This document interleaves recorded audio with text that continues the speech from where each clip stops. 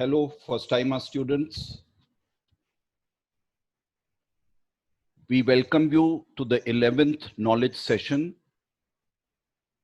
which is taking place for the first time with you on the Zoom platform. In this session, Mr. Nitin Jain will be addressing the students on career opportunities in e-commerce space and how the students can prepare themselves for these opportunities. Mr. Nitin Jain did his mechanical engineering from Thapar Institute of Engineering and Technology, and he did his PGDM from IIM Ahmedabad in 2004. He is an experienced e-commerce leader with experience across not only e-commerce, but also entrepreneurship and investment banking. For your information, Nitin took on the visiting faculty role at Faustima years back when he had no prior teaching experience. Before that, before he took on the role, when asked as to whether he felt he would be able to discharge the responsibility, especially with the small age gap between him and the students, he gave the frank answer, I don't know. Nevertheless, he went ahead to teach finance subjects to second-year students. And very soon, he became one of the favorite faculty of first-timer students. I suspect his closeness in age to the students, coupled with his youthful good looks, played a role. I have no way of finding out if his being a bachelor at that time had any role in his being a favorite, special favorite with the girl students. Nitin has a long experience in investment banking and has worked with leading investment bankers like Ernst & Young India and Kotak Investment Banking. He also started his own venture in luxury e-commerce with the name wearyourshine.com, which was the first fine jewelry marketplace in India. Currently, he is working with Amazon as a senior manager, category management. Over to you, Nitin. Please take first-timer students through career opportunities in e-commerce and guide them as to how they can prepare themselves for these opportunities.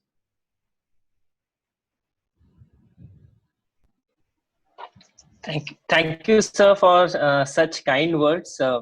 Really appreciate that. And just one clarification that I actually, in fact, recently moved out of Amazon. I have joined JioMart. I think you must have seen recent ads from Reliance on the new venture, which is in e-commerce. They call it New Commerce, JioMart. So I've recently joined that. All right. Thanks, Nitin. So first of all, as I mentioned that, really appreciate this very kind introduction. And I'll really like to thank Sunil uncle and Sumani uncle and yourself for giving me this opportunity to share some of my experiences with you. And thanks a lot to all the students for putting in at least 1 hour each to listen to my experience. Really appreciate this from your side. And before we start, I really wanted to congratulate all the students that I think the most important investment decision that you have taken for yourself, that is investing in higher education. And I sincerely believe that with all what is happening in the world today, right, there is no better time to invest in education than now. The world is changing real fast. I was just before this started, I was just doing Google search in terms of when I graduated, the top 5 companies. I graduated in 2004. The top 5 companies which were there at that point of time across the world in market cap, they are nowhere there today, right? The only player which is still there is Microsoft. and Microsoft anyways has completely changed the business. In 2004, their biggest business was selling Windows and Microsoft Office. And today, for their perspective, the biggest business is the cloud business, right? So the world has been changing real fast. We all know that. And with the COVID-19 playing out, this pace of change is going to accelerate significantly.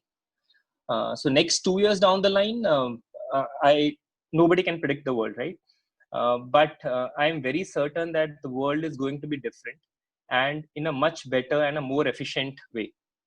What we need to do is that we just have to hold on, stay safe, keep our eyes on the prize. I think this is most important, and let the storm pass.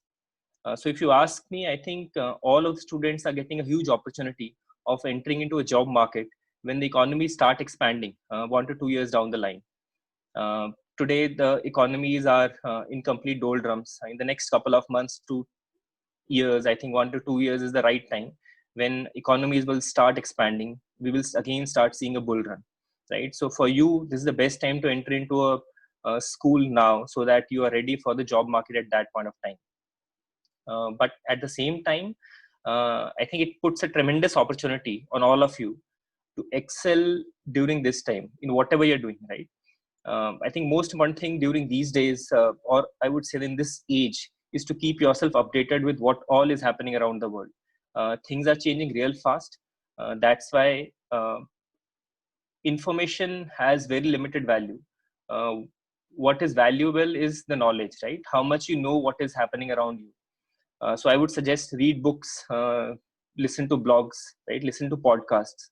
And I strongly believe that I think FOSTEMA is doing a marvelous job in giving exposure to on industry specific talks to students. I also attended I myself attended a few of these discussions, and the speaker lineup is very, very relevant. So congratulations and all the best to all of you to make the best of this the next 2 years that you're going to put in FOSTEMA. With this background, are you able to, Kansal sir, are you able to see the screen? I shared a screen. Not as yet, Nitin. Okay, I can't see any me screen. Do that. Just a second. Just a second.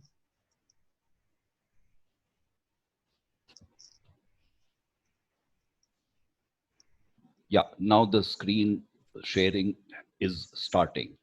Not yet viewable, but yeah. Okay. Yes. Okay. Is it visible now? Yeah, it's there. Yes. Now.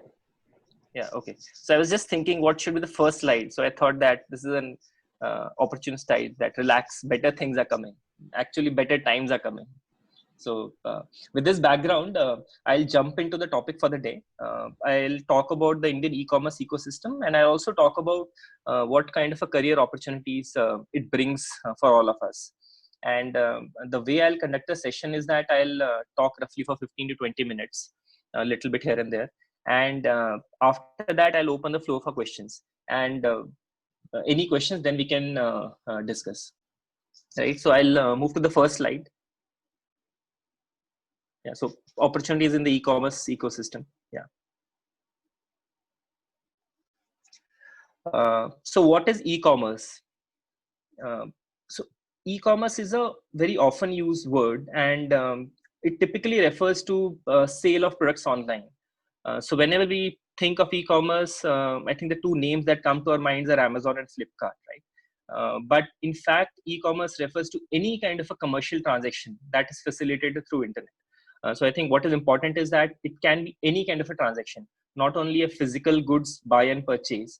As long as some kind of an exchange or transaction is happening, it gets defined as e-commerce, right? Some people call it digitization, some people call it e-commerce. For this discussion, I will consider this entire, I would say, commercial transactions as e-commerce. And if you look at the definition reads as buying and selling of goods or services using internet, including transfer of money and data to execute these transactions.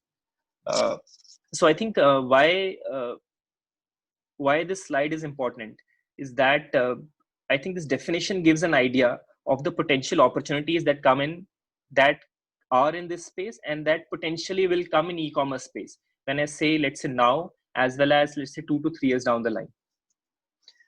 So if I move to the next slide. So this talks about the different dimensions of e-commerce in India, right? So e-commerce is, as I mentioned earlier, is not only restricted to, let's say, Amazon, Flipkart, Big Basket, right? So it starts from scratch, the entire backbone of technology products. The technologies like Magento, Shopify, which sellers and buyers use to interact, right? At this, another key aspect of e-commerce is logistics. Blue Dart delivery. I'm just giving few examples. There are, I would say, hundreds of players in each of these dimensions. Players like Blue Dart delivery, who are the backbone of the all logistics that is happening in the e-commerce space. Payments in terms of facilitating payments on internet. Education, we all know Byju's. Healthcare is one opportunity which starts with doctor consultation and is going to become I think one of the significant opportunity in the next 1 to 2 years time. One example is Geo Health Hub. Then entertainment, travel. When I say travel, I mean Make My Trip, Clear Trip. Mobility, Ola, Uber, Jobs, Naukri.com, financial services, Policy Bazaar, etc. Right? We all know of all these services. Then comes C2C, which is social shopping. An example is a Meesho. Then B2B e-commerce transactions. One example is Udaan. Another example is Amazon Business. Then we come to B2C horizontals. Horizontal is typically a platform on which you can buy and sell across categories. For example, Amazon, Flipkart, Snapdeal, where you can buy across multiple categories. Then we come to B2C verticals. Verticals is a category specific platform. Like you have for cars, there is Gaadi.com. For grocery, there is Big Basket. Jewelry, there is Carrot Lane. Furniture, there is Urban Ladder. For kids, there is a platform. For fashion, for beauty. I think one key vertical that I missed is food. We have Zomato, Swiggy for food, right? And I think amongst all of these, a critical aspect is access, which I mentioned, which is one example is, let's say, a Jio and Airtel, which provide the express highway, which is called, let's say, a high-speed internet, right, or the network, which connects all the participants of the entire e-commerce space in the country. So one key reason for me writing this slide was that the e-commerce is not restricted to few players. E-commerce, I would say, is a huge ecosystem comprising of hundreds of companies, comprising of large investments, and in effect resulting in large number of jobs. So if you move to the next slide, I hope I'm audible. You are audible, Nitin. Very okay, well. Great. Yeah. And if I'm going little fast, please don't hesitate to just ask me to pause. Sure. Till now, you are fine. Yeah. So if you move to the next slide, so this slide talks about the adoption and impact of e-commerce. So if you look at this slide, there are different sectors. So there are two axes. On the x-axis, there is adoption. When I say adoption, that means that how many sellers and customers, right, if I can call that, are adopting e-commerce or technology for transactions in that sector. And the y-axis is impact on digital economy, that how relevant is the e-commerce transactions becoming in that space. So if you look at, there are 4 blue circles highlighted in this slide, right? So if we see financial services and retail, they are very high on digital adoption. When I say very high on digital adoption, that there are a lot of customers and sellers who are using retail, who are using technology or e-commerce transactions to interact in retail and financial services sector. When I say financial services sector, I mean banking. Let's say you can open bank accounts online, you can transact online, buying any kind of mutual funds, buying stocks, right? So the adoption is very, very high. For retail also, adoption is fairly high, with the onset of large set of e-commerce players like Amazon, Flipkart. At the same time, for both of these players, the impact on digital economy is also very high. When I say impact, I mean that how significant how significant technology is playing a role in these sectors. For, let's say, if you talk about Amazon, Flipkart, right? Today, any retailer. So in India, I think there would be more than 3 lakh mom and pop stores. When I say mom and pop stores, it means roughly, it means Kirana store. So there would be 3 to 4 lakh Kirana stores, right? So not, I would say that very little of these stores would be selling online, but how many of these stores are aware of Flipkart and Amazon? Large number of that, right? So when I talk about impact, I mean to say impact in terms of the transaction, and also in terms of people realizing that the digitization, the online transactions in this space have started. The same goes with financial services. Now, if you look at the other two blue cells, which is, let's say, logistics and healthcare, right? Both these are the spaces. Let's say logistics, when I say digital adoption, it means leveraging technology to for the entire shipments, as well as one is processing of shipments. Secondly is also booking of shipments. Secondly, healthcare, let's say e-consultations, leveraging technology for advanced Medicare. So adoption in this space is low, right? If you see, it's in the middle of the graph. Adoption is low because I think only the metros, tier 1 cities, not even tier 1 cities, I would say only in metros, and specifically for, I would say a cream of the customers are actually leveraging this, and some of the hospitals are leveraging technology in these spaces. But the impact is huge for whichever players are using technology in their, let's say, healthcare platforms. The impact, the benefit of that is huge, right? And people are realizing that. So, but there are certain sectors, let's say, look at construction, utilities. When I say utilities, I mean, let's say, electricity companies, water companies, then manufacturing companies, right? Packaged good companies. So in all these sectors, when it comes to adoption of digital transactions, that is also very little, and the impact is also very little, right? And this slide, if you ask me, this is a pre-COVID slide. I think this is around a year back slide. And what we are seeing, what at that point of time, I would say the 6 to 7 months time back when the slide was made, what we were seeing is that there is a gradual progression of a lot of sectors moving high on digital adoption, as well as high on digital impact on digital economy, right? But what COVID-19 has played out, with the COVID-19 playing out, the adoption in all the sectors is going to zoom out in next 2 to 3 years from now, right? So in the next 2 to 3 years, you will see nearly all the sectors blue, high up on digital adoption, and a significant impact on digital economy, right? So what does it mean? It means that eventually all sectors are going to participate with high degree of adoption versus a varying degree of adoption and impact today.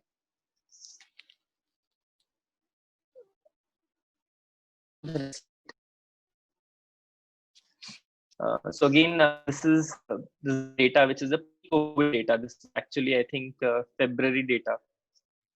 So some data points, you don't need to remember these data points, but just to understand the impact. So Indian e-commerce market today is roughly $60 billion. And this was in February. It was expected to be $150 billion by 2022. Right, in the next 2 years' time, it was expected to become 2.5 times. The internet users in India is roughly 68 to 70 crores. So out of, let's say, I would say 100 crores plus population, roughly 60 to 70 crores people are connected with internet today. And I think the numbers stack up because I think around 38 crores are with Jio and 35 crores are with Airtel. And this number was expected to go to 83 crores by 2023. And again, as I mentioned, that this is a pre-COVID data. These numbers are expected to be much better with e-commerce adoption increasing significantly due to customers avoiding to step out to buy and transact. So I think what all the previous 4 slides, what I want to leave the message is that the market is huge. The market is huge today, and the market is going to be, I would say, 3 to 4x the market which is today, 2 years down the line, right? So bigger market means more players, and more players means more investments, right? Because e-commerce is a sector which is uh, highly investment intensive, and that too upfront investment intensive sector. So if there are a lot of players coming in, it means a lot of investments. And when there is a large investment coming in, the end result is large number of job opportunities and also large number of entrepreneurship opportunities. Because a lot of companies who come, first is that they do large amount of hirings. Secondly is that they also do a lot of acquisitions. So I think in the next 2 to 3 years time, that at least I strongly believe the next after next 2 to 3 years, there is more like a significant bull run is going to come. Not the stock market bull run, but the economy bull run is going to come. There'll be large number of, obviously, I think the job market will boom, and at the same time, a lot of small companies will start getting acquired by larger companies. Now the opportunity is knocking at the door. It's 2 years down the line, 1 to 2 years down the line. I think what is in our hands is that how do we leverage this opportunity?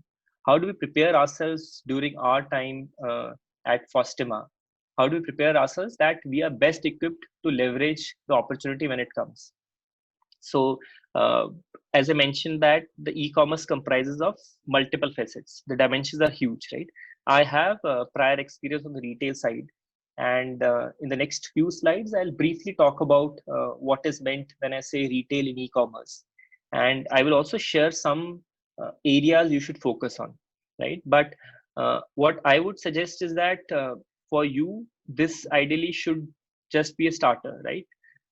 You should read more on e-commerce. You should, if you want to pick a sector of your choice, or if you want to pick a dimension of your choice, you should pick the dimension, do more research, build contacts in that space, uh, so that in the next couple of months or 1 to 2 years time, you become very, very strong in that dimension of e-commerce.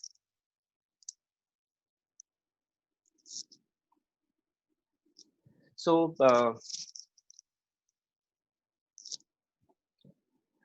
so here I have, in this slide I've covered for a retail e-commerce player. When I talk about retail e-commerce player, I talk about a B2C horizontal. As I mentioned, horizontal means any player who where you can buy across categories, or a vertical. Vertical is that a player who sells one specific category.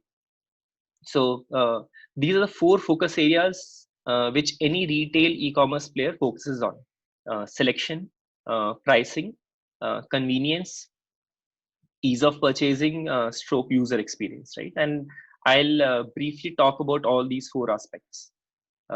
So when I say selection, selection means ensuring that you provide your customers with maximum choices at all points of time.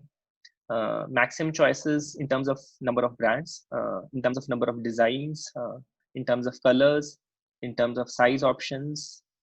And in all these companies, be it, let's say, Amazon, Flipkart, Myntra, there are large dedicated teams whose role is to only get new sellers, design products onboarded. So big focus area for all these players is to increase the selection. Then I move to the pricing. Pricing is definitely very crucial in the Indian context. We all know Sasta Badhiya Tikau, right? And one key reason that e-commerce in the last 4 to 5 years has picked up significantly is because people found the pricing really attractive versus offline players. So when I come to pricing, e-commerce players realize that Indians are going to compare all the prices before making a purchase, right? And there are focus teams within all these platforms whose role is to only track the pricing of each and every product. So sometimes you would have seen that you buy a product at Amazon, let's say a shirt at Amazon at 2,000 rupees, right? Next day, the price of that will change to 2,100 rupees, or will drop down to 1,900 rupees, right? before I joined Amazon, I used to get surprised that it's not gold, right? Or it's not a stock price. Why will a price of an and or a Biba chudidar change so significantly, right? But what typically happens is that, and I think all e-commerce players do it in their own way, is that everybody does the price match. So let's say if the MRP of that product is 5,000 rupees, right? And the sourcing cost of that product is, let's say, 4,000 rupees. So let's say that what Amazon will do is that they will put a formula on the sourcing cost, and they will say that MRP is 5,000 rupees. I'll launch it at a 10% discount to MRP. So there are significant formulas, there are significant algorithms that decide what is that price. So it's not left to any vendor manager or a category leader to decide the price.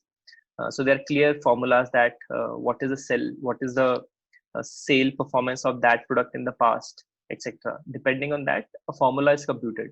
So let's say if the MRP was 5,000 rupees, Amazon's system decides that I'll launch this product at 4,900 rupees. Right? Now the Flipkart will have another formula. We don't know Flipkart formula. Flipkart will not know Amazon's formula. So with that Flipkart formula, Flipkart, let's say, says that the price is 4,800 rupees, right? Now at 12 o'clock at night, when the product goes live, on Amazon, it will go at 4,900 rupees. On Flipkart, it will go at 4,800 rupees. So the way it will work is that Amazon systems will keep crawling Flipkart systems for all the products and all the prices in the same way. Let's say they will also crawl Myntra website. They will also, similarly, Myntra will crawl Amazon website. So Amazon's bot or the spider will look at that piece, the ad Biba cloth, and he will see that, okay, this product is priced at 4,900 on Amazon, but is priced at 4,800 on Flipkart, right? Now that will give a message to the vendor manager.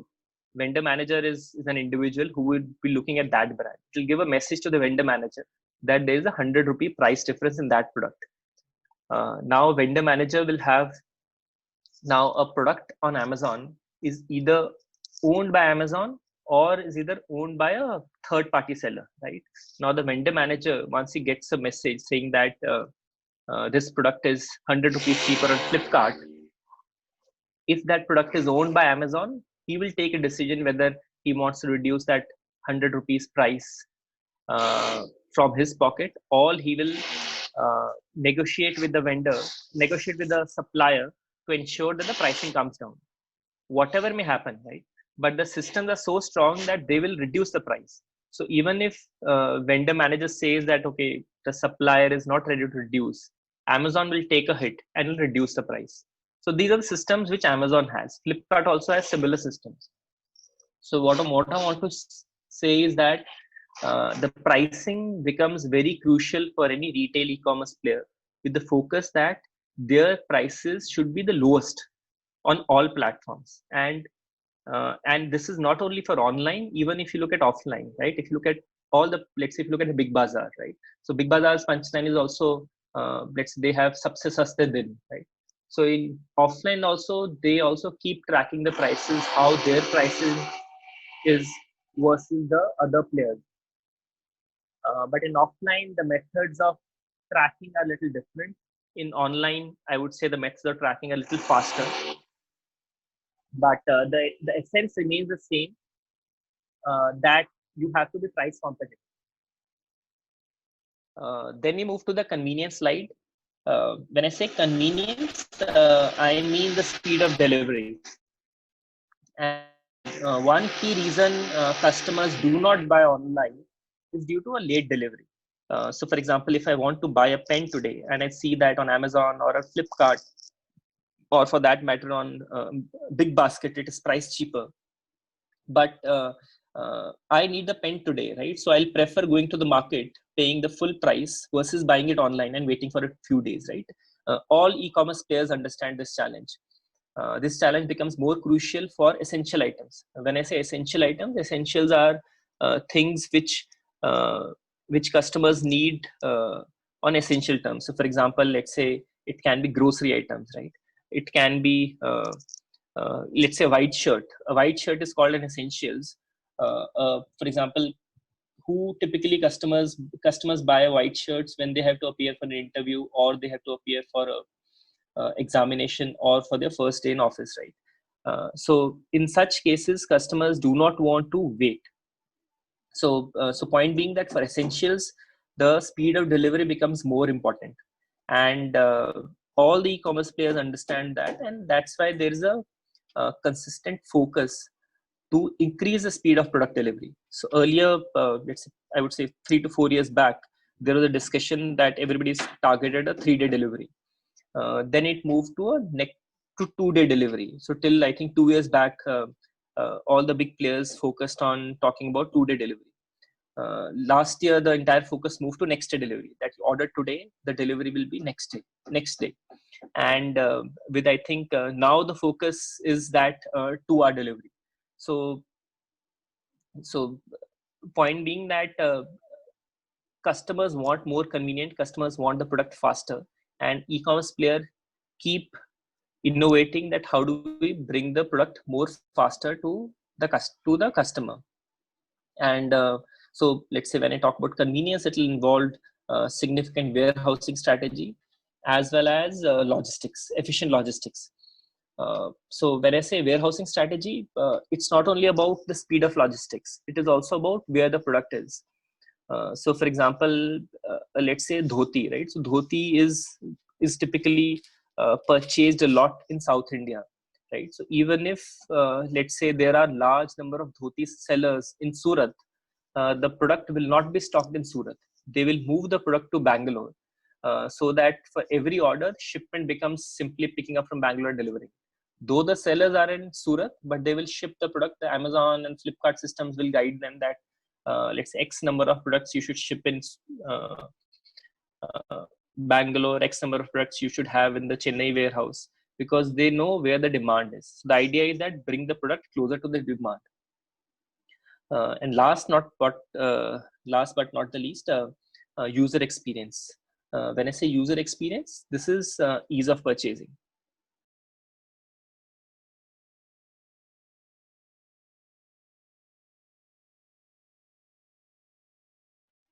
Shop, right? So one is that you exactly know what you want to buy.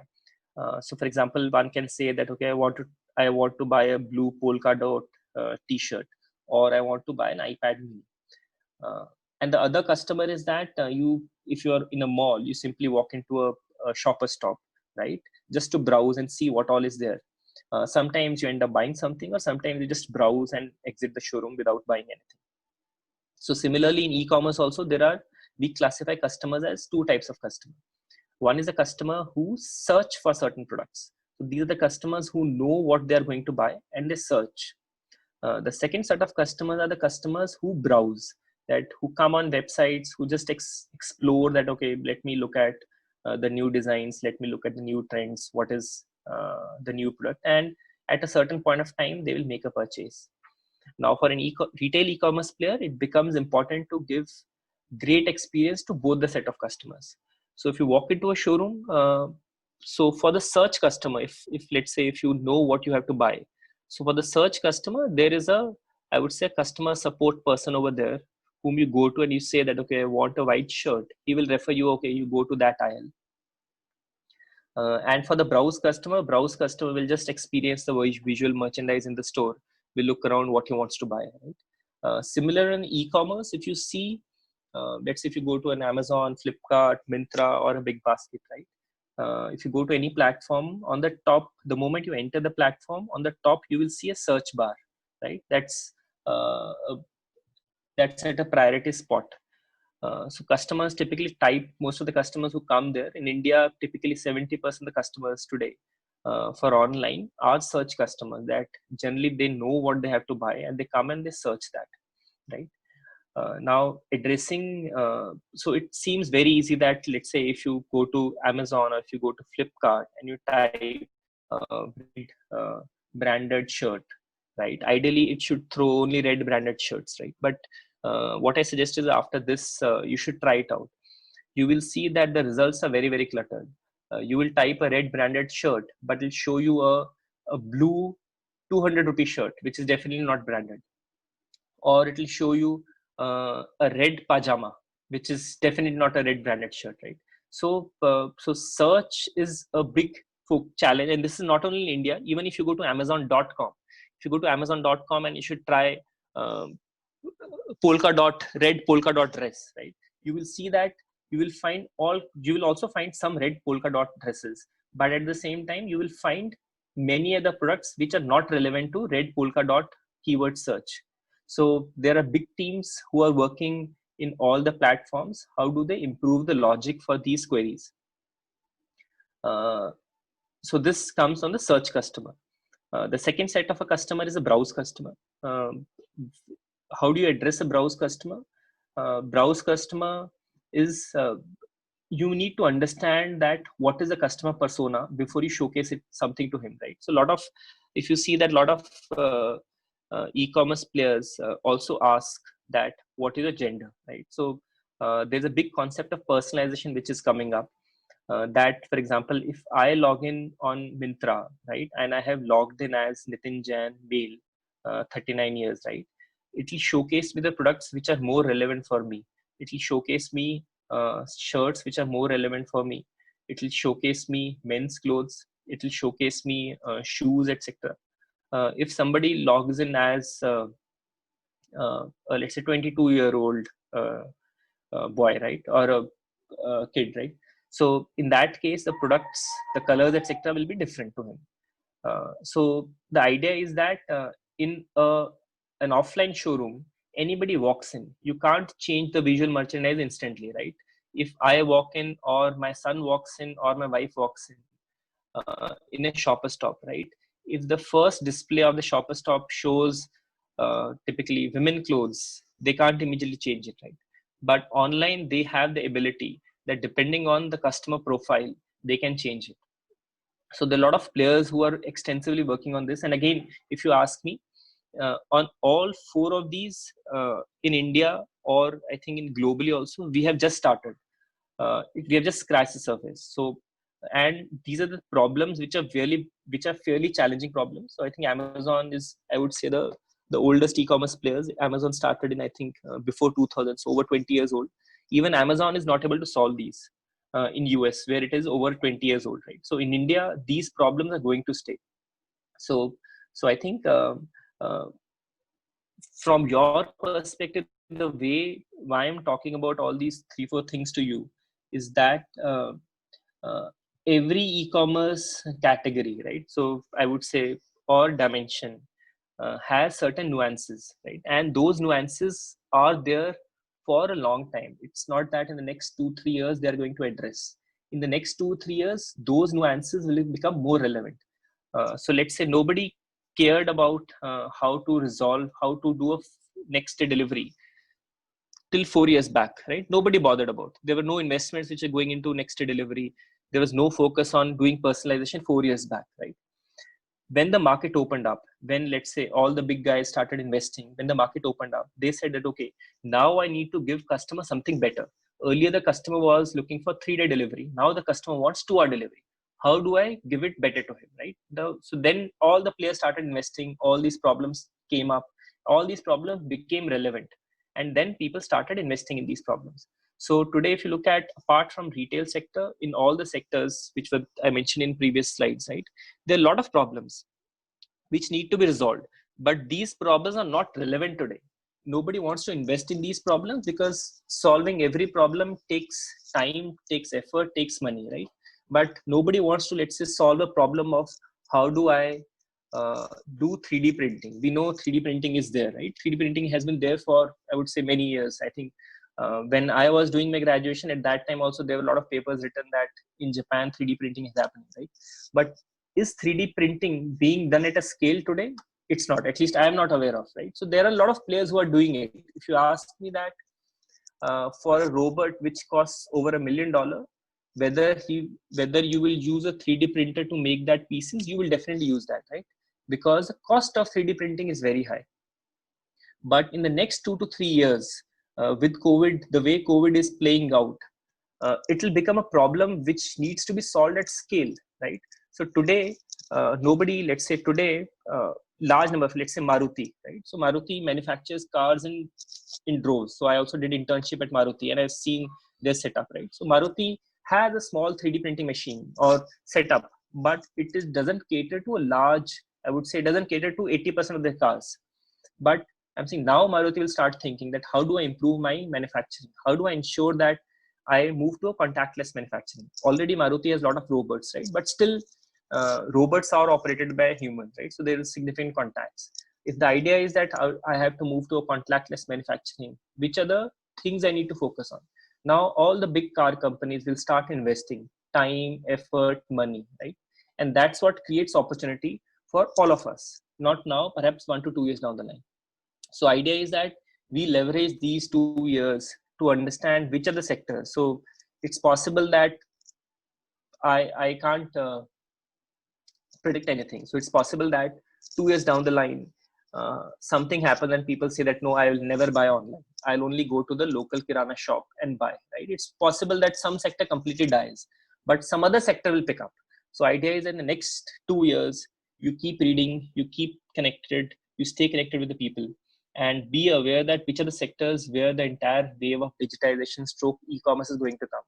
Because the maximum number of well-paying jobs today in India are in e-commerce space, and that is, I think, is going to continue because people realize that that's where the future is, and that's where they are investing when it comes to talent, when it comes to manpower. So the next slide is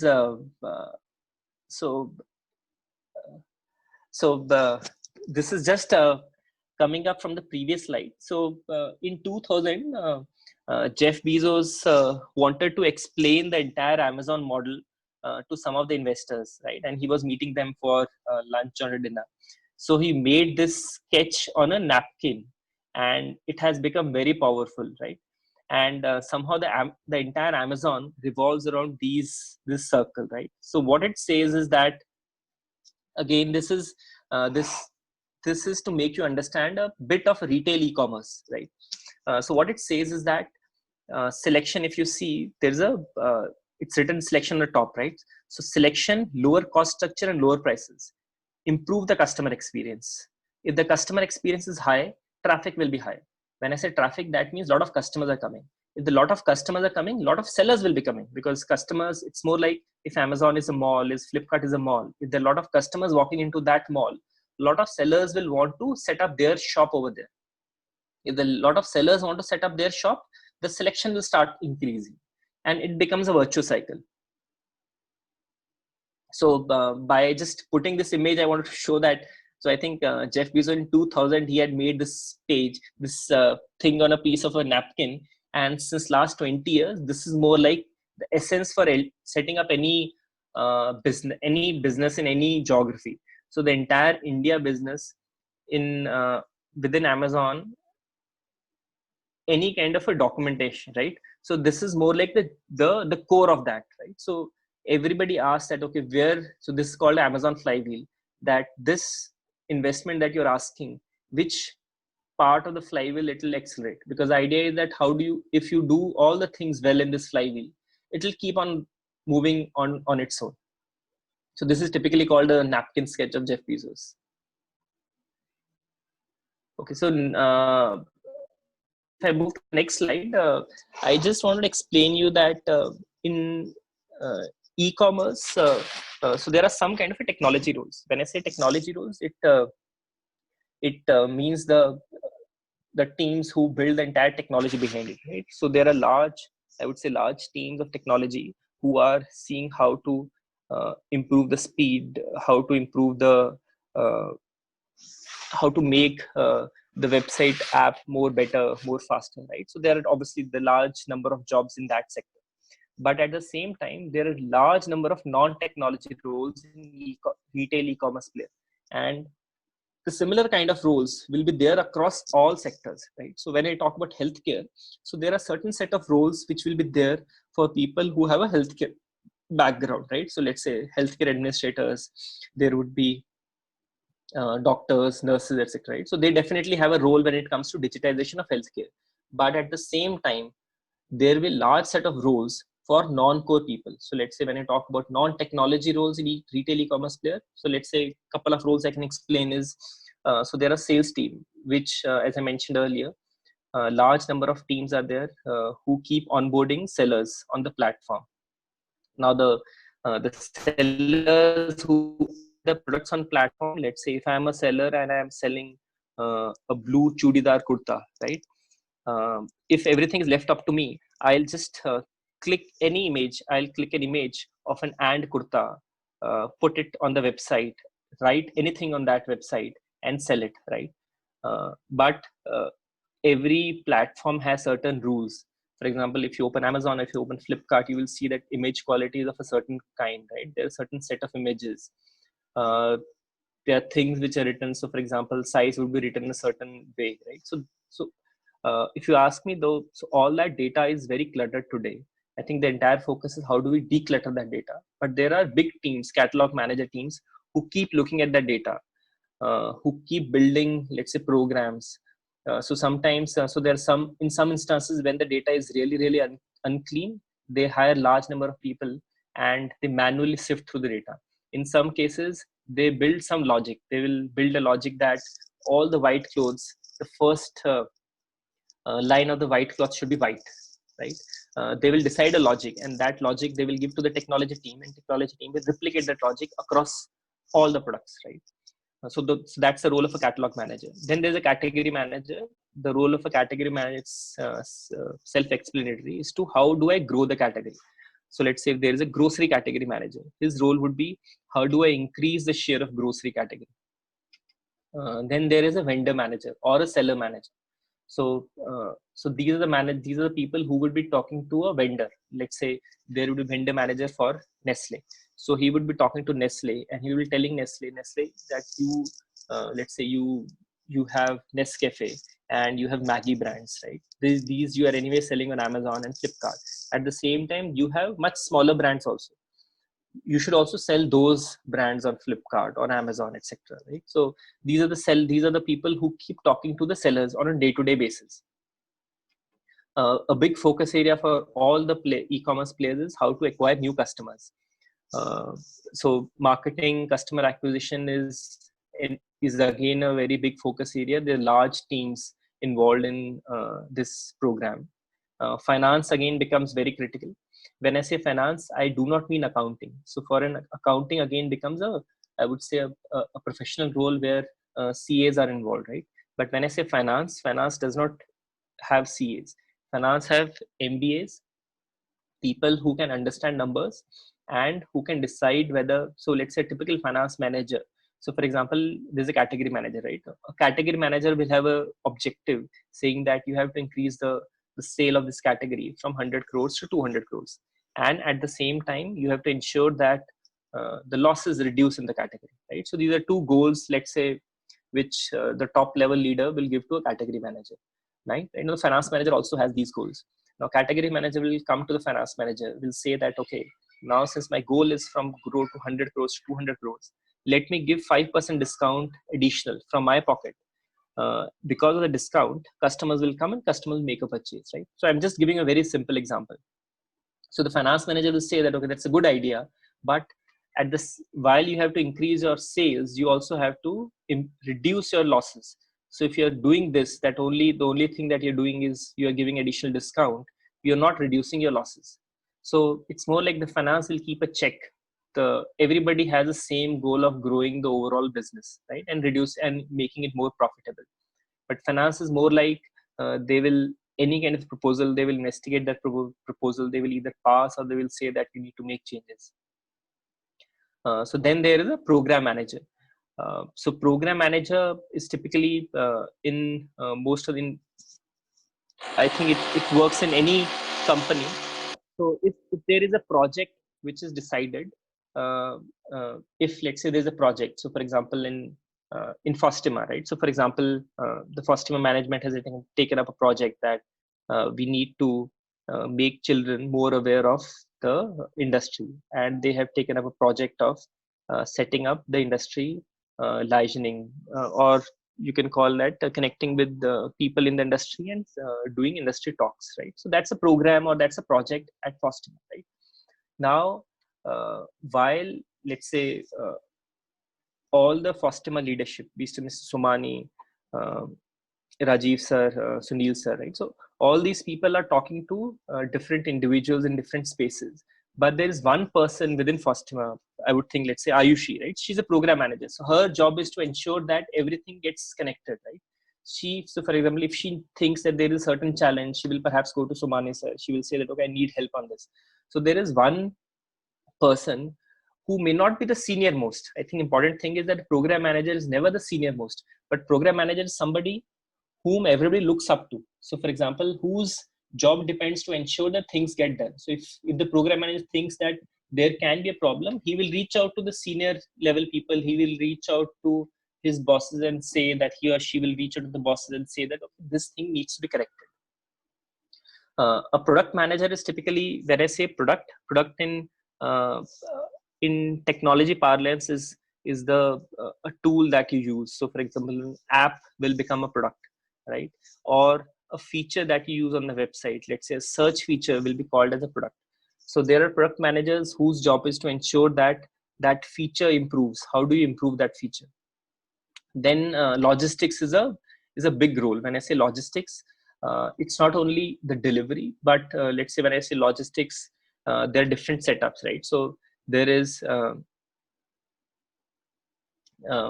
product, let's say, moves from Gurgaon to Bangalore, right? So it'll be in a Gurgaon hub, right? So first of all, it'll move from Gurgaon hub, from a Gurgaon warehouse to Bangalore warehouse, which will call the mid mile. From a Bangalore warehouse, it will move to the Bangalore sort center, which would be, let's say, a place which is closer to the customer's house. From the sort center, it moved to the customer, which is typically called the last mile. So logistics is also fairly complicated, especially in a country like India, which has large number of geographies and large number of rules and regulations. So logistics is one area where, if you ask me, I think the maximum number of jobs are going to come up in logistics. So I see that a couple of people have asked questions. Rajiv sir, should I answer the questions or should I proceed on, and in the end I should take up the questions? To you, Nitin, but typically that may be a good idea, because some of the questions you may answer as you go through your whatever you have to say, then they may automatically get answered. Got it. So I just want to end. I think this is the last slide only. Yeah. So next 2 years, I think, how do you prepare yourself? So as I mentioned, that one is that you should keep reading, read books. And I think what I can do after this is that I can share some of the books that I think are very relevant. So I think you should read books. You should read a lot of blogs. Plus, I think what is most important is that you should build speaking and writing skills. And I'm sure that at Fostima, you will get a lot of opportunity to present, to make presentations, to write reports. Because I think in the corporate life, one skill which matters the most is the writing and speaking skills. When I say writing skills, it means as simple as writing an email. Because if you make a fantastic report, but in that email you just attach that report and say FYI, right? It loses the entire, I would say, the punch of it, right? So speaking and writing skills are very critical, and I'm sure you'll get a lot of opportunities to build onto it. Then two tools, Excel and PowerPoint, I think are very relevant for people who start their careers in corporate, because a large, I would say, amount of time gets spent in on these two tools. Then, which I think Fostima leadership is already doing. I think you should leverage Fostima leadership more to meet, speak, connect with professionals and entrepreneurs. And I think I think you are going to. It's a fantastic school. I've interacted with the faculty. I know the leadership personally, and I think that you should have fun, and you should just. It's more like stick to the guidelines, listen to them, what they say, follow that, and have fun, and it's going to be all right. Yeah, just I think one image that I wanted to share, that there's no elevator to success. You have to take the stairs. So things are going to be great, but for the next 2 years, you should be ready to put in a lot of hard work. Yeah, thank you. Thanks for patiently listening to me.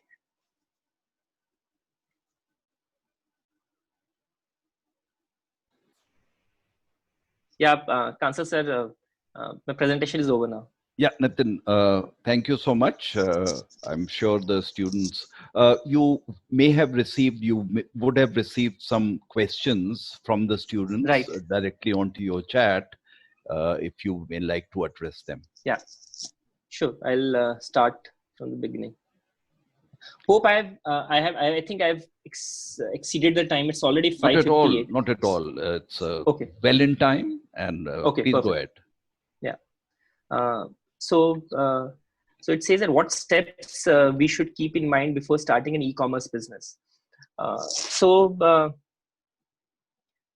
for example, when I started e-commerce business in 2014, right? So things were, so in e-commerce business, at least at that point of time, so things in e-commerce business are changing very fast.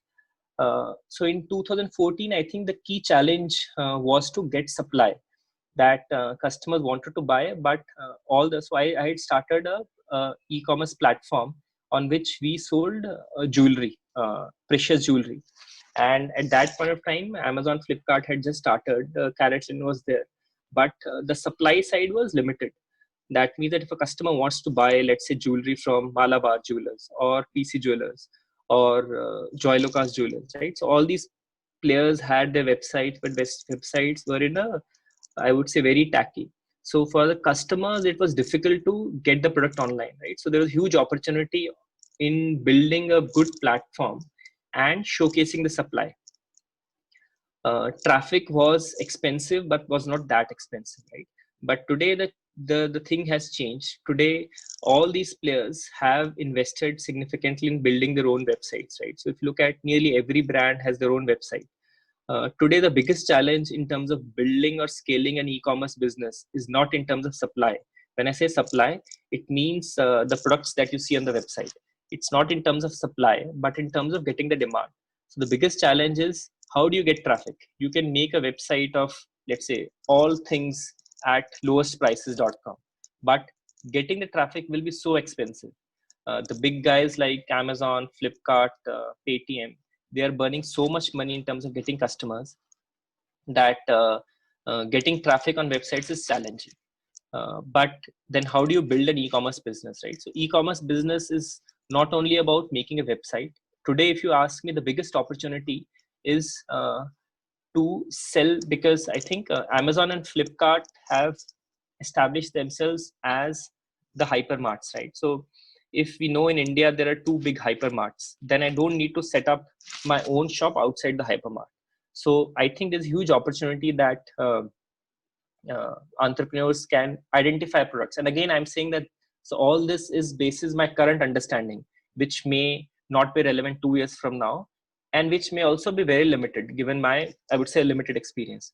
But today, the biggest opportunity for entrepreneurs to identify a product. So let's say identify that I can source chudidars, or I can source Madhubani paintings, and I can market them really well, and let me sell it on Amazon. Because what Amazon will give you is that Amazon will give you a customer. You don't have to spend in terms of customer.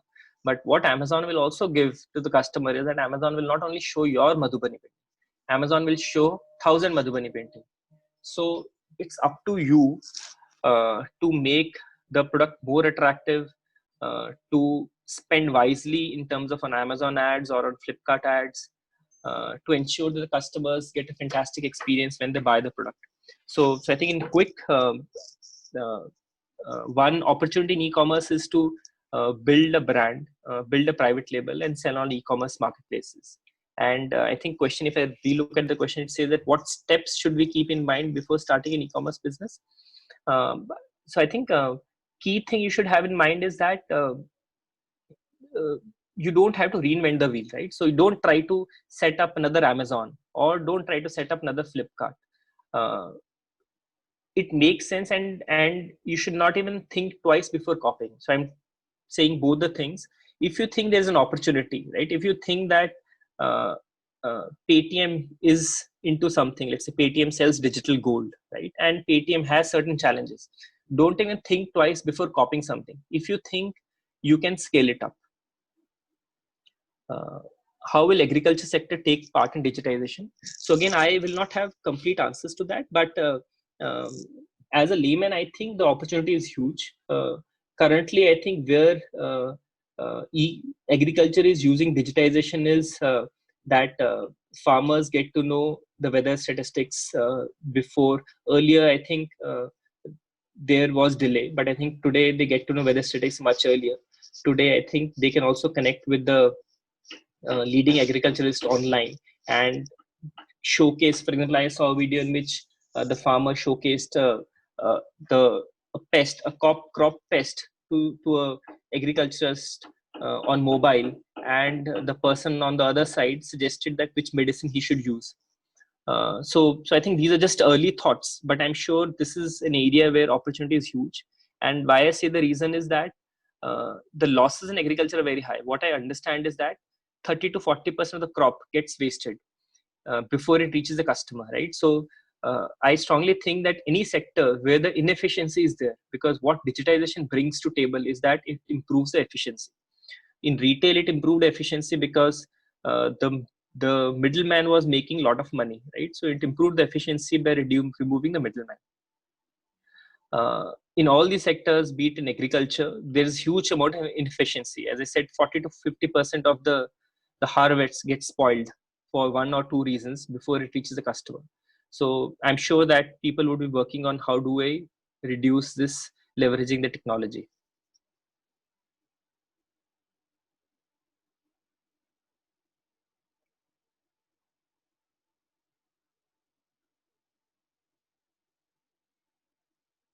Yeah. So one question is, have you used Keepa Amazon price tracker? So I've used Keepa, but Keepa is typically, I think it works fairly well in US, but on India, I don't think that it has that much track record of the prices. So sometimes it doesn't work. But yeah, I think I'm sure that there will be many such tools to track the prices. Yeah, but Keepa is one of the common tools which people use.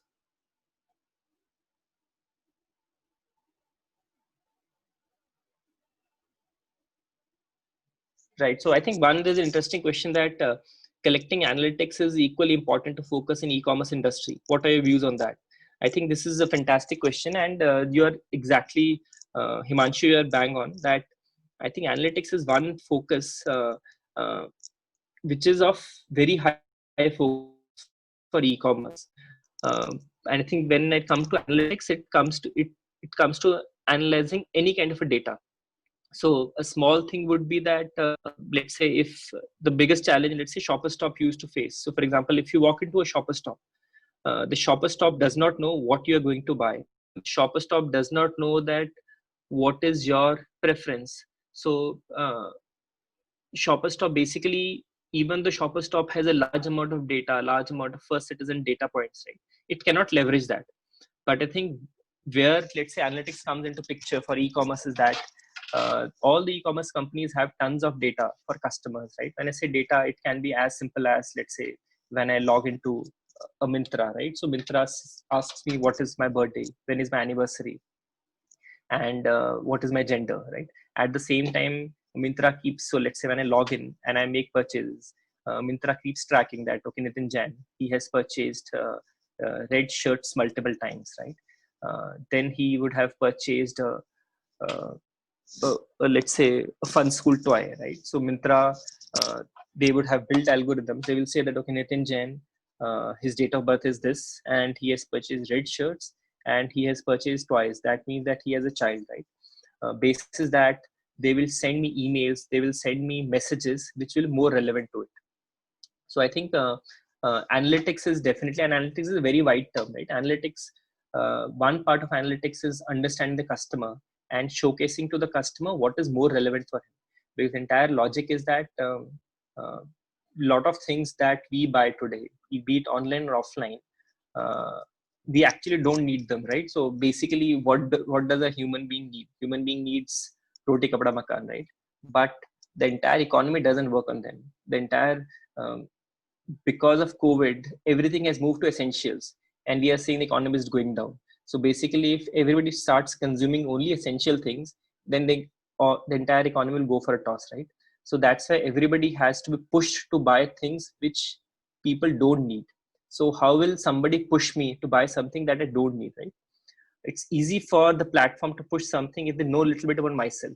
So let's say to me, if they show me, let's say something which is very relevant for a 20-year-old boy, right? I am not going to buy it. But if they show me something which is, let's say they show me a chair on which a child, let's say a 5-year-old child can sit and eat food, right? I think, okay, it's an interesting thing, let me buy it. I may not necessarily need it, but I'll end up buying it, right? So analytics, customer analytics becomes very relevant in terms of pushing the right offers to the customers. And analytics, so this is only customer focused, right? So the analytics are also, let's e-commerce players also leverage on seller based analytics. So let's say if I'm a seller on Amazon and I'm selling, let's say yoga mats, the system will tell me that, okay, you're selling yoga mats 100 on a every daily basis. Your price yoga mats at 500 rupees. If you reduce the price by 10%, the chances are you can increase it to higher, right? So what the system tracks, that customers are buying yoga mats, and 80% of the customers are buying cheaper yoga mats. So the people who are selling expensive yoga mats, it will give them a nudge saying that why don't you reduce the price? The chances are that the sales volume will increase. So collecting analytics, collecting data becomes very, very important. But I think more important is that how do you analyze the data? And I think this is I missed out that this is a big career opportunity in analytics. There are a lot of tools in analytics which people use. So I'm sure that you will also have a certain course in analytics in which how do you use different tools to analyze large sets of data. So one question is that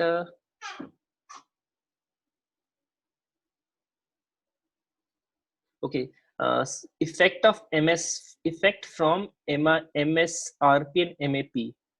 I don't understand this. So MSRP is maximum selling retail price. That legally every product there is an MSRP, that the printed price that you cannot sell beyond that price. MAP is the price at which the product is sold. So for example, if MSRP of a product is 5,000 rupees, the MAP may be 200 rupees. That maximum selling retail price is the printed price on that product. Yeah, so interesting question that in e-commerce, the effect of augmented and virtual reality in the e-commerce. So I think this is definitely there, and as I mentioned, there are certain sectors in which the adoption has been lower, right? So augmented reality, when I started my jewelry venture in 2014, that time also I interacted with a couple of players who were trying to build augmented and virtual reality. The idea was that for high price point things, let's say to buy jewelry, people are not very comfortable in just looking at the image before making a purchase, right? People wanted more involved. So people wanted something that, okay, I can look at that jewelry, how that jewelry will look on me. So there are a couple of startups who had come up in US and in Australia, but because the adoption was not very high, they were not able to make impact, right? Because 99% of jewelry was anyways getting sold on offline. People are not very keen in investing in technology. But with all this COVID happening, and this is one sector which is largely affected because people will not, at least for some times, go into shops. So these are the sectors, augmented and virtual reality, which will become very relevant for high price point products. I'm sure that, so for example, for cars, while talking and think about, right? So for cars, it's an interesting proposition that they can build a virtual reality that you don't need to come to the showroom to experience the car, right?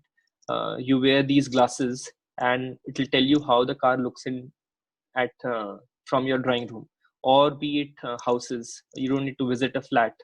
At home itself, you can wear some glasses, or I think today even the phones are virtual reality enabled, right? You just need to put the phone on a docket and see how the product will look at it. So all the things which were earlier futuristic, we used to think that perhaps the time for them is not there. All these things will pick up in the next 2 years. Yeah. So there's one question on gaming industry. So the gaming industry is huge. So I think it's one of the largest industries, and I was not aware of the data point till the time I was reading a report. I was quite surprised that it's much bigger than many other industries, and I think it's also uh, because I think it leads to significant. I think addiction is not a right word, but people get used to it. So gaming is definitely a huge opportunity, and I think that with COVID, with people staying more indoors, consumption of content online, consumption of gaming online is definitely going to increase.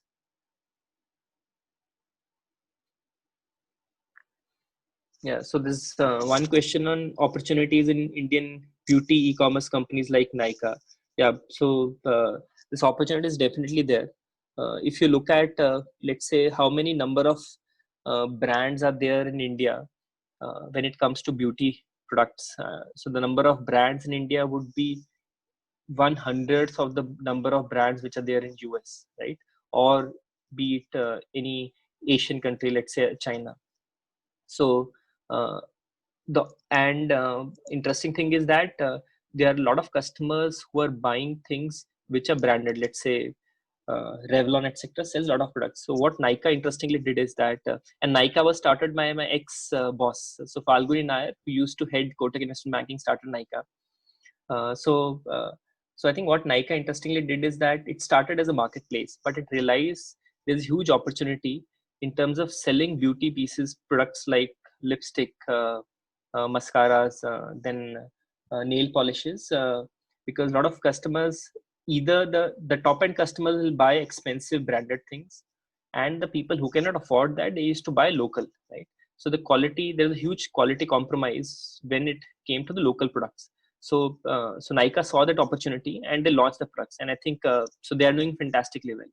So a lot of other similar players also in this domain, and opportunity is there. And you're right that you mentioned that to explore in foreign beauty e-commerce industries. So see, globally, I don't think there is a player like. I think there's one player, but I don't think there's a globally there's a large player like a Nykaa. Globally, what has happened is that in US, when I say globally, I mean broadly US.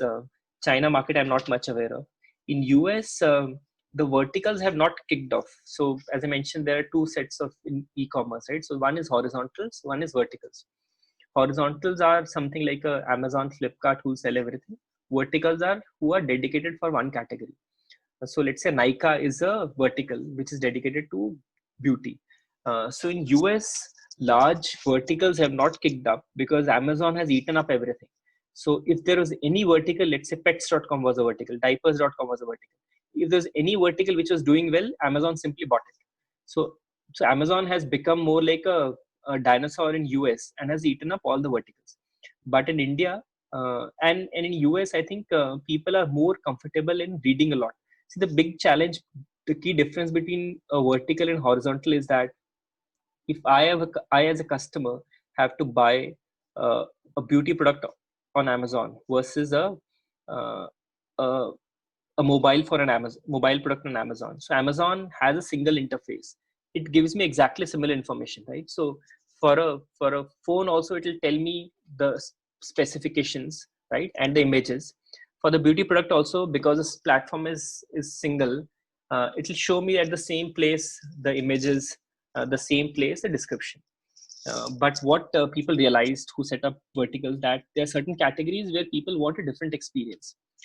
If I'm buying, let's say, lipstick, for me, I don't care about the content, right? So what I really want is that what are the people talking about? Some real images, because I think, for example, for lipstick, the color becomes very, very relevant, right? So the kind of experience which a vertical can provide while buying to a customer, a horizontal cannot provide. But Amazon in US has worked very well because Americans typically are very comfortable in reading a lot. So if you look at Amazon website, they write a lot of text. So there are a lot of reviews, etc. And Americans are mostly comfortable in reading even the fine print versus Indians. Indians are more comfortable कि जो मुझे जहाँ पे फटाफट दिख जाए, I'll make a purchase. Very few customers will actually read the details, and that's why verticals are picking up. And I think this is also an opportunity. I'm sure that in the next couple of years, depending on who becomes bigger, a lot of these horizontals will eat up some of these verticals. Or I'm saying eating is not a right word. I think they'll acquire. So from these vertical players also, it will be a good proposition to get acquired by a large player and cash out.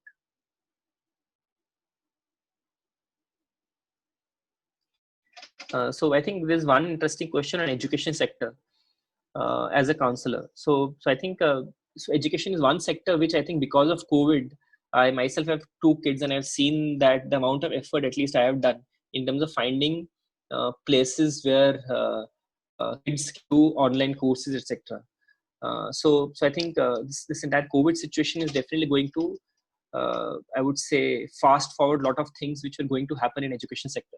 Because till now, at least in education, I think only professional education, which was more like, or career coaching, which was more like IIT, JEE, etc., was online with Byju's, right? The K-12 education, schools were completely shut out when it came to online platforms. But I think all this COVID has made school realize that that is something that they should not miss out. And I think nearly every school is going to set up their online platforms.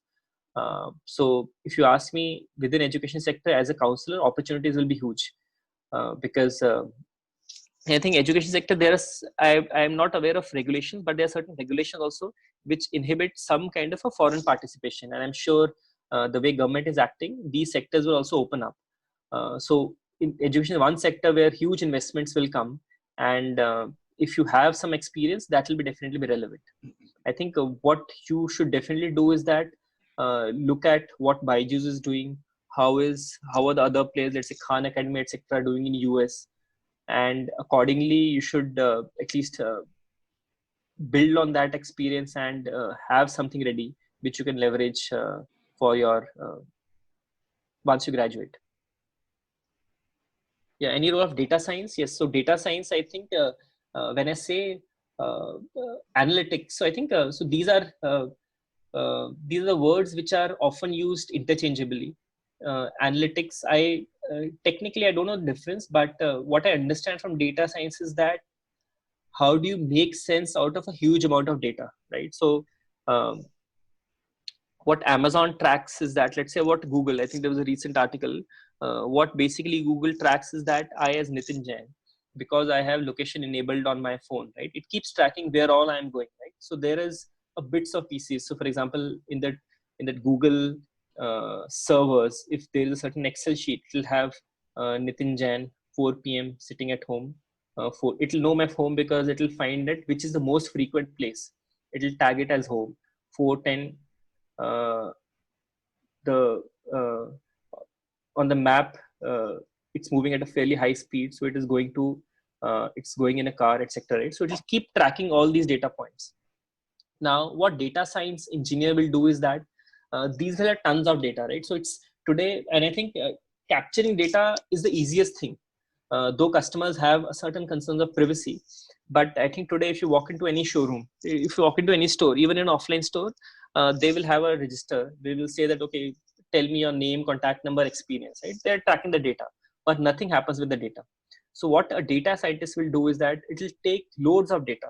So for example, let's say what Amazon tracks of a customer is not only the browse history, not only the order history. It tracks that Nitin Jain has clicked on which all products. It tracks that Nitin Jain has clicked, the mouse has stayed on the left hand side. Sorry, the finger when I'm browsing is staying at the left hand side or is staying at the right hand side more. Right? It will keep all that data, and this data is typically, because of privacy reasons, is not stored as Nitin Jain data. It will say that Nitin Jain, my customer ID is alpha beta some 20 letter, and say that 20 letter customer ID. These are specifications. So all these data will get stored. Now, how do you make sense of that data? So data analyst will pull all that data, some thousands rows of data or a million rows of data, some million columns, right? Then it'll slice, dice the data, make sense out of that. So for example, if he or she can slice the data and say that, okay, within India, uh, they have found that 90% of the customers, most of the time when they're browsing the app, the finger lies on the right hand side, right? That means the tendency of a customer is that the finger will be on the right hand side. So um, if there is a certain offer, they will show the offer on the left hand side, because the finger is on the right hand side. It will get hit, the offer will get hidden by the finger, right? So I'm just thinking this is a very small insight, but a data scientist will analyze the data, build out insights from that. Yeah, so I think this is a $1 billion question: how to attract more customers on a newly prepared platform if a company cannot afford to invest more in advertising. So I think if you have this answer, you should even share it with me. I think uh, what today, which most of the people are doing, uh, is that how do you leverage your so that's how the social media has become very big. uh, One way to get more customers is that how do you leverage social media like Instagram, right? Because customers, if you look at, let's say, how US has evolved. US, there were earlier big celebrities, right? Now the entire concept has moved from big celebrities to next door celebrities. So a lot of non-movie star people have become celebrities. The same is happening in India, right? People want to associate with somebody. Let's say I don't want to associate myself with Shah Rukh Khan, because I know that Shah Rukh Khan is talking, saying that, okay, he sends his kids to Baiju, but he'll definitely not be sending his kids to Baiju, right? But I want to associate myself with somebody whom I think uh, wears what I wear, perhaps earns something similar to me, right? So people want to associate with themselves with real people. And that's why platforms like Instagram are becoming popular. So Instagram, obviously, I think there are celebrities who have a large fan following, but at the same time, they're real genuine people also, they have a strange following. So I think one way to get more traffic is leverage your own brand, build a own brand. That doesn't mean that you have to be a celebrity. I myself can build a brand saying that I am Nitin Jain, this is what I like, because I'm sure that India is so big that there'll be 1 million people who will be similar, who will have tastes which are similar to me, and I'll try to attract those people. What career options are available for a finance student having commerce background in the field of e-commerce? So as I mentioned, that all non-technology roles are open, and all the e-commerce players, for freshers, they don't look at any, because they understand that the only thing they look at is that whether the person has whether the person understands. I think there are certain skill sets which people want, right? That um, analytically you have to be smarter, you should be able to talk well, you should have a good understanding of things which are happening. So I would say that if 3 or 4 skills are there, then you qualify to get selected. After that, it depends on how the interview goes. But there's no the e-commerce companies do not look for, unless until it's technology, they do not have any specification that I am looking for engineering student or a finance student.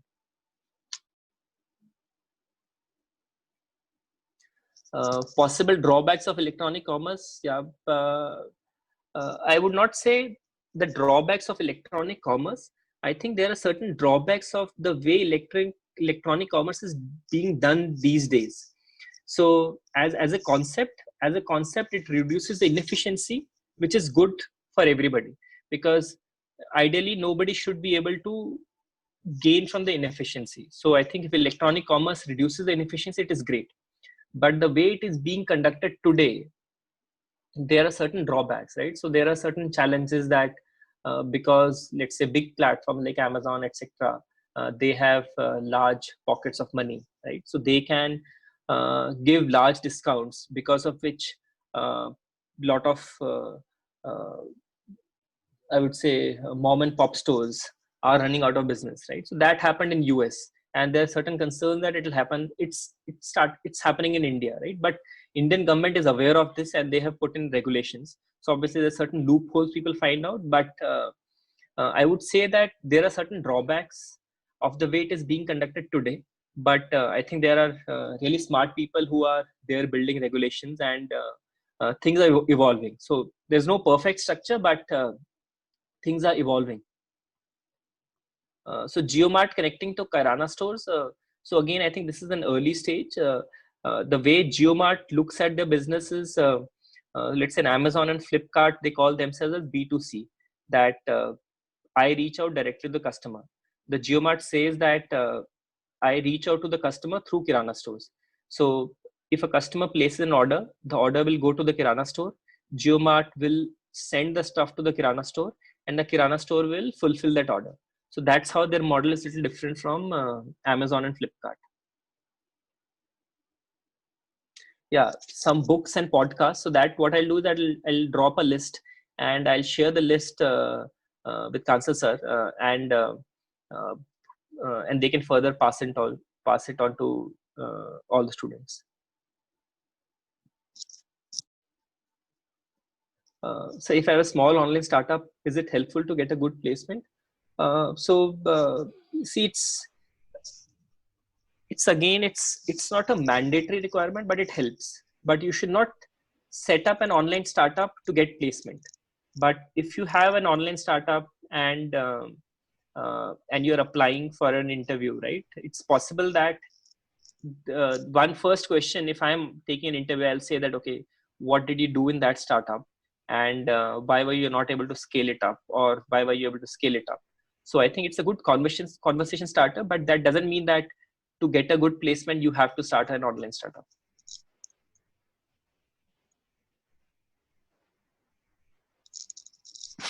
Yeah, so I think this one question of e-commerce companies running at losses. Just one before I answer this, sir, please do let me know if I'm running out of time. Do let me know when I need to pause. Nitin, depends on how many further chats are still unanswered. Can you see as to? I think what I can do is that I'll take up two more questions. Yeah, I think that should be okay. I'll take up two more questions, and then I think, yeah. Okay, fine. So I think one question is interesting, that a lot of companies are running into losses, and it's more like how are they sustaining, and why should anybody invest in a business which runs under losses, right? So I think the way one should think about it is that even if you set up a business, right? So let's say once Reliance set up the refinery. So today Reliance refinery is perhaps the most profitable business in the country, right? But when Reliance set up the refinery, there was huge capital investment that they had done, right? The plant investment was huge. I don't know the numbers, but the amount was huge. Even if you look at the Jio, so for example, they have set up the entire, not the e-commerce business, but the entire backbone, the pipeline which runs across the country, which provides high-speed internet, right? So that costed for them, the entire capital expenditure was worth 40,000-50,000 crores. So the way to look at any business is that there is a certain capital expenditure which goes in the business. After that, that capital expenditure you amortize over the next few years. It's more like if I set up a shop, on day one I will not start making money, right? I'll take a shop, I'll spend some money on repairs, fixtures, etc. I'll send some money on painting, I'll send some money on branding, I'll invest money, get the stock in my warehouse, in my shop, right? Then I'll start selling. So the idea is that there are two kinds of cost. One is the initial cost, which is the capital expenditure. Then there are operating cost, running cost. For any business, there is definitely a huge capital expenditure which gets amortized over the next few years. But every business tries that on a regular basis, my operating costs are lower than my revenues that I make. So on a regular basis, I make operating profit. Now, there are certain reasons. So for example, so this is a traditional, any business runs it, right? Now what happens is that when in any business, there is competitive intensity, right? People delay the time when they want profit. So for example, if I am into the business of selling books, and earlier when there was no competitor, I was saying that, okay, I'll invest in my business, I'll make money, I'll start making money 1 year down the line. For 1 year, because I've spent huge amount of money, I've taken loan, I'll have to pay interest, etc. After 1 year time down the time, I'll start making money. But when another player comes, right, he will also try to get more customer. He will try to reduce the prices. My that period when I start making money increases. I'll say that okay, now because there are two players in the competition, instead of 1 year, I'll make money after 2 years. Now there's an investor who comes, and investor was running a business in which he was making money after 5 years. He looks at my business. He says that, oh, you're making money only after 2 years. Great, I'll give you money. Because in his own business, he was making money only after 5 years, right? So, so the way I think you should look at these, I think this is not something which I can answer over the call. I think you should read more about it. But I think 30,000 feet view would be that uh, there are businesses with different objectives. In the end, everybody wants to make money, but people have different time frames when they want to make money. Somebody wants the money to be made 1 year down the line. Somebody is fine saying that for the next 10 years I'll invest. So let's say Amazon would have taken a call. I am not privy to that, but they would have taken a call that okay, they entered India in 2013 e-commerce, that I'll spend 10 years in this market before I start thinking about making money. Somebody else would have started, let's say a shopkeeper would have said that okay, I have some money, I'll run my shop for, let's say, a restaurant company, right? Restaurants, normal restaurants do not make money for 1 to 2 years, but they say that okay, I'll run my restaurant for 1 to 2 years, after that I know I'll start making money. So it's the time horizon you have before you start making money.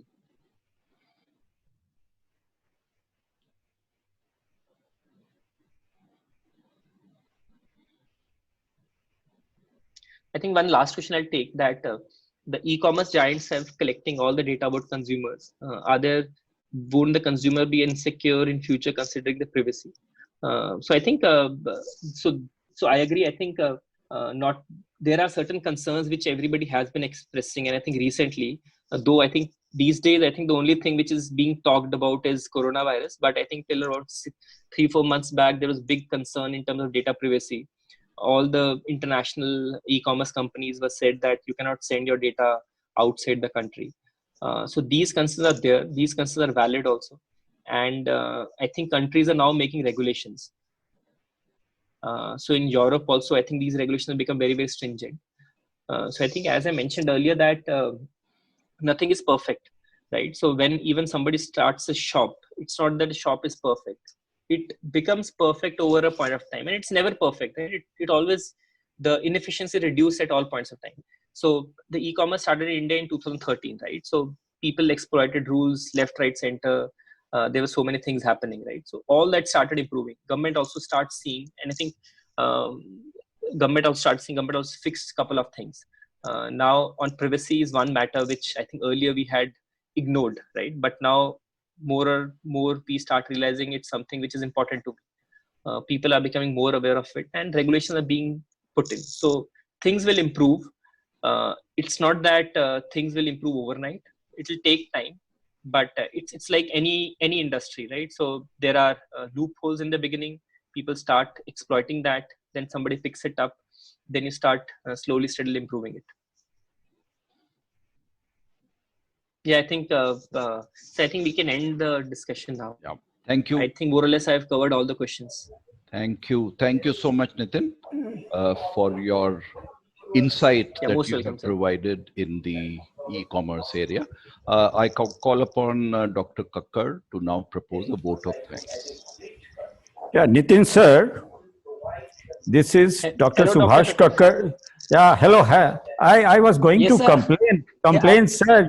You didn't mention my name, and you used to have maximum interaction with me. Yeah. Now bad, you. Sir, my bad. But yeah. Okay, doesn't matter. Face, just now. So my bad. Yeah, but okay. Really okay. nice to meet you. Yeah. Thank you, sir. Okay. Yeah. Thank you so much. You explained the e-commerce business in such a nice way that our students came to know the entire gamut of e-commerce. In the initial part of your lecture, you explained what e-commerce is, and in the second part, you explained what all job opportunities are available. You started with adoption and impact on economy, and that graph, you had number of circles and only 4 circles were blue. They were doing real impact on the economy. But you said that within the next 1 or 2 years, every other company will also be converted into a blue circle. It means more companies will be adopting e-commerce and will be supporting the economy of the country. A lot of things you mentioned about algorithms also. You said price matching is not manual operation. These are done through algorithms. Nobody can do it manually, and these are automatically done to suit the requirement of the company. Really, you talked about selection, pricing, convenience, ease of purchasing, everything. And everything was explained in such a way that it was understood to our students. Then you talked about the opportunities and the areas in the sectors. And I counted, you gave 9 sectors, but one of our smart students mentioned the sector gaming industry also. You said, okay, there are a lot of opportunities in the gaming industry also. And I congratulate my students also who were listening to your lecture with so much concentration, and then they pointed out certain good things. When you talked about technical jobs, somebody asked you jobs in the finance also. And that you already had explained, non-technology jobs also are available in this e-commerce industry. Really, sir, thank you so much. It was nice to hear these terms from you, and because of the terms which will go into the minds of our students. Then scraping of data. Data is available, you have to scrape it, and you have to sift it also to make use to your requirement. Thank you so much. One day we'll have a meeting also with you, sir, physically. Thank you so much for absolutely. Yeah, absolutely. Absolutely. Yeah. Such a nice, good lecture in such an easy way. Everything is clear to us and everything is clear to the students also. Okay, thank you so much, sir. Yeah, and I'll just like to thank the entire FOSTEMA team and all the students for putting in patient listening of 1.5 hours. So I think really appreciate that. Thank you, everybody. Thank you, Nitin. We thank you, will sir. now call upon the... Actually, now we are going to have a feedback from the students. Yeah. All the students just wait for 2 minutes to give us the feedback regarding this lecture. And on behalf of my entire team, I thank you, each one of you. Thank you so much.